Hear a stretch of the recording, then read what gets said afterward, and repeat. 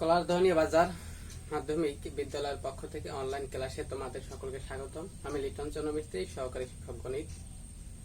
আজ আমি পদার্থবিজ্ঞান বিষয়ের নবম দশম শ্রেণীর পঞ্চম অধ্যায়ে তরলের ভিতর চাপ এর রাশিমালা প্রতিপাদন করে দেখাবো। তো আসো আমরা প্রতিপাদন শুরু করি। তোমরা পাশের চিত্রের দিকে লক্ষ্য করো। এই পাশের চিত্রে কি অঙ্কন করা আছে? একটি পাত্র, পাত্রের ভিতরে তরল রাখা আছে। সেই তরলের মধ্যে একটি সিলিন্ডার প্রবেশ করানো আছে। সিলিন্ডার তরলের উপরিতল থেকে তরলের অভ্যন্তরে এই গভীরতায় বি বিন্দু পর্যন্ত সেটা প্রবেশ করানো আছে। আমার বি বিন্দুতে তরলের ভিতরে এই সিলিন্ডারটি কি পরিমাণ চাপ প্রয়োগ করে সেটা আমরা প্রতিপাদন করে দেখাবো। তো এই কারণে আমি প্রথমে ধরে নেই যে সিলিন্ডারের ভূমির ক্ষেত্রফল হলো কি?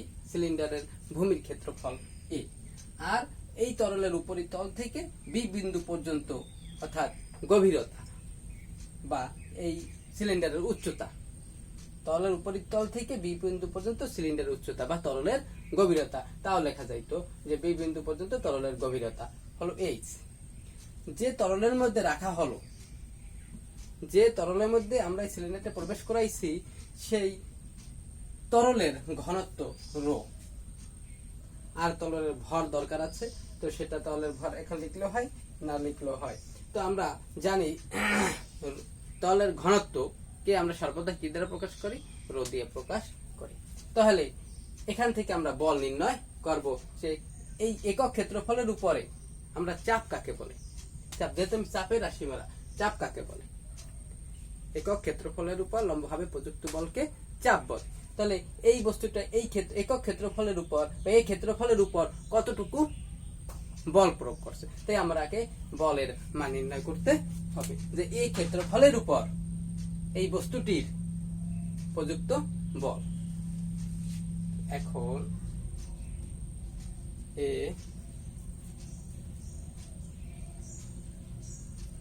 ক্ষেত্রফলের উপর প্রযুক্ত বল। আমরা বলের সূত্র জানি কি? এফ সমান বল, বল এফ, এফ সমান এম।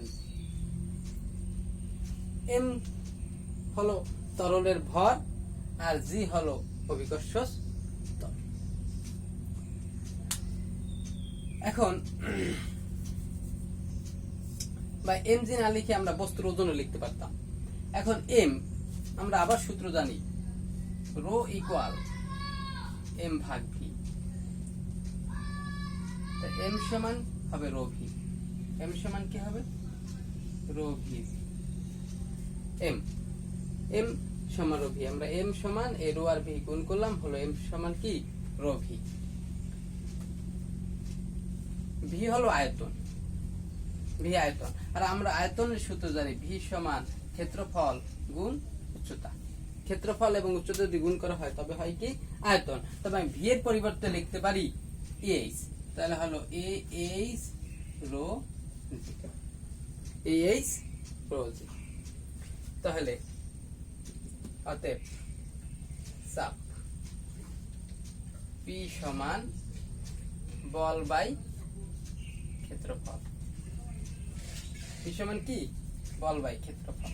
তা এফ, এফ এর মান কত? এ এইচ রো জি ভাগ এ, এ কাটা গেলে হয় এইচ রো জি। তাহলে আমরা প্রতিপাদন করে ফেললাম পি, পি সমান এইচ রো জি। এটা হলো কি? স্থির তরলের মধ্যে যে কোনো বিন্দুতে, স্থির তরলের মধ্যে যে কোনো বিন্দুতে চাপ, কোন বস্তুর চাপ নির্ণয় রাশিমালা। পি সমান এইচ রো জি।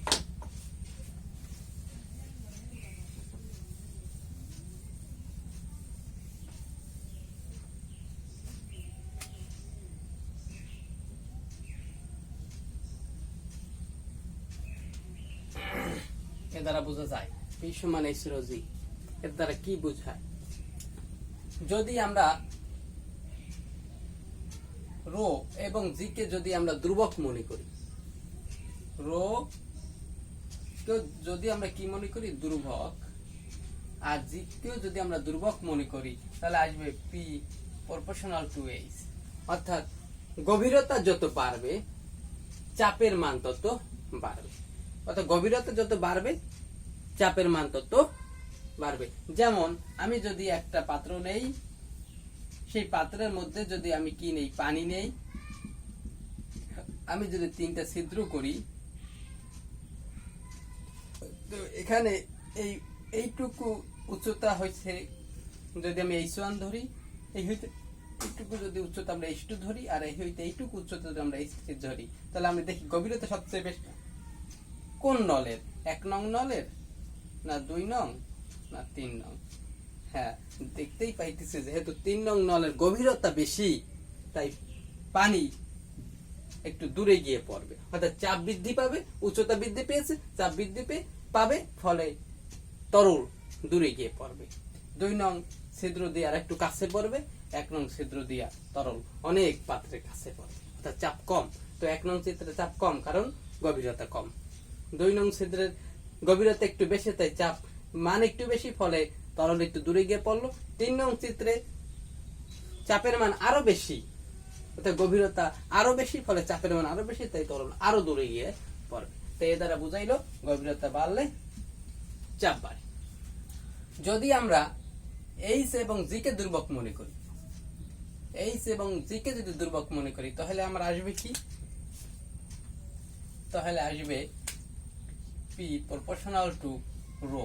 অর্থাৎ ঘনত্ব বাড়লে চাপ বাড়বে, ঘনত্ব বাড়লে চাপ বাড়বে। অর্থাৎ প্রপোর্শনাল চিহ্ন দ্বারা বুঝে এই পাশ যত বাড়বে এই পাশ তত বাড়বে। অর্থাৎ ঘনত্ব যদি বাড়ে, যেমন যে পদার্থের ঘনত্ব কম, যে পদার্থের তরল পদার্থের হোক, যে তরল পদার্থের ঘনত্ব কম তার চাপ কম, যে তরল পদার্থের ঘনত্ব বেশি তার চাপ বেশি। যেমন কেরোসিনের ঘনত্ব 800, তো সে চাপ প্রয়োগ করবে কম। পানির ঘনত্ব 1000, তো পানি চাপ প্রয়োগ করবে বেশি, পানিতে চাপ প্রয়োগ করবে বেশি। তো আমরা আবার অভিকর্ষে যদি আবার আমরা এইচ এবং রোকে যদি আমরা দুর্বক মনে করি, এইচ এবং রোকে যদি আমরা দুর্বক মনে করি, তাহলে হবে পি প্রপোর্শনাল টু জি। অর্থাৎ অভিকর্ষ ত্বরণ বাড়লেও চাপের মান বৃদ্ধি পাবে। আমরা এখন একটি গাণিতিক সমস্যা সমাধান করব।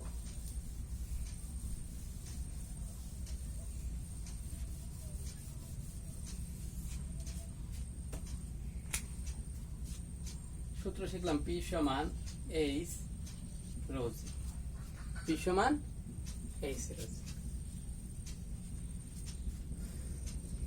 যদি এখন প্রশ্ন করা হয়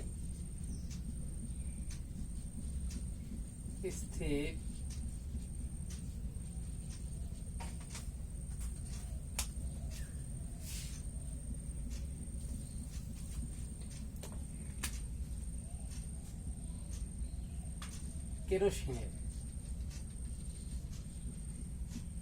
কেরোসিনের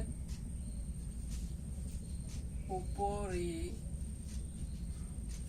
হতে 75 সেন্টিমিটার গভীরতায়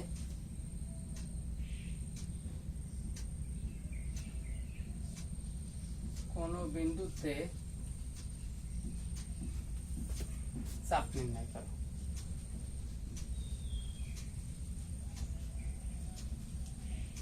চাপ নির্ণয়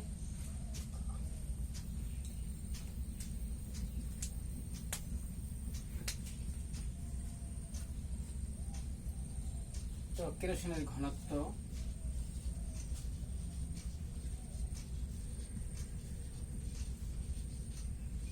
800 কেজি পার মিটার। তো আমরা একটু আগে শিখলাম কি পি সমান কি এইচ রো জি, এইচ রো জি। তো এইচ কি, এখানে উচ্চতা, এইচ সমান কত, 75 সেন্টিমিটার। সেন্টিমিটারকে মিটার নিতে হলে কত দিয়ে ভাগ, 100 দিয়ে ভাগ মিটার হয় 0.75 মিটার। রো হলো ঘনত্ব, কিসের ঘনত্ব, কেরোসিনের।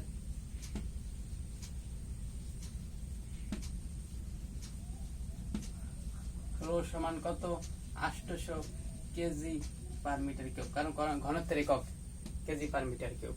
আর অভিকর্ষ ত্বরণ, অভিকর্ষ ত্বরণ জি সমান 9.8 মিটার পার সেকেন্ড স্কয়ার। আমার কি নির্ণয় করতে বলো? চাপ। P সমান ওয়াট জানি। P সমান কি সূত্র? H0G।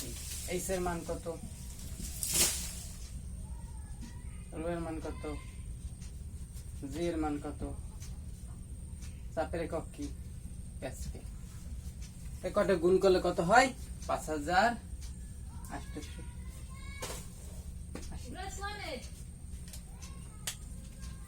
ধন্যবাদ। তোমরা নিজেরা বাসায় এভাবে একটা প্রশ্ন তৈরি করে তার সমাধান করো। ধন্যবাদ সবাই।